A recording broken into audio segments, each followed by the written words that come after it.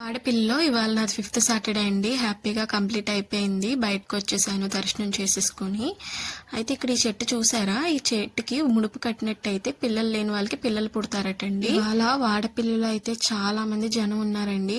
ఏకాదశి మీద ఇవాళ ఎక్కువ మంది జనం ఉన్నారు. వాడపిల్లలో దర్శనం అయిపోయిన తర్వాత ఇంటికి వచ్చేసానండి. ఇంటికి వచ్చేసిన తర్వాత దేవుడి దగ్గర పువ్వులు పెట్టి కొబ్బరికాయ అది పెట్టి దండం పెట్టుకున్నానండి. లాస్ట్ వీడియోస్ లో నేను స్వామివారి పాదాల దగ్గర తులసిమాల వేస్తాము, ఇంటికి తెచ్చుకుంటామని చెప్పాను కదండి. ఇవాళ ఆ ప్రాసెస్ చూపిస్తాను. ఈ తులసిమాల ఇంటికి తీసుకొచ్చిన తర్వాత ఇంటి గుమ్మం దగ్గర పెట్టుకోవాలండి. ఇంటి ఎంట్రన్స్ ఉంటది కదా, గుమ్మం పైన పెట్టేసుకోవాలన్నమాట. తులసిమాలతో పాటు ఇంటికి దిష్టి నిమ్మకాయలు కూడా ఆ రోజే పెట్టేస్తానండి.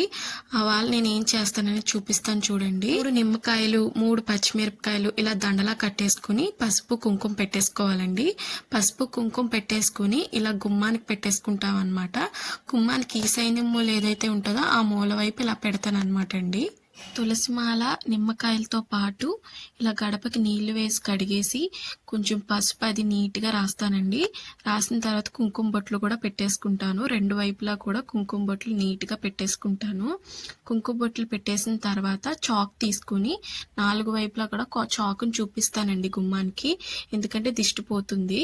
అలాగే ఒక నిమ్మకాయని తీసుకుని గడప మధ్యలో పెట్టి నిమ్మకాయని కట్ చేసి పసుపు కుంకుమ కూడా పెడతానండి. దీనివల్ల నరదిష్టి అనేది ఉండదన్నమాట. 2 నిమ్మకాయల్ని 2 ప్రమిదలు తీసుకుని దాంట్లో కల్లుప్పు వేసి వాటి మీద పెట్టి గుమ్మానికి అటొక వైపు ఇటొక వైపు పెట్టాలి. చేయడం వల్ల ఏ గోల గొడవ లేకుండా ఉంటామండి. అలాగే మన ఇంటికి దిష్టి కూడా తగలదన్నమాట.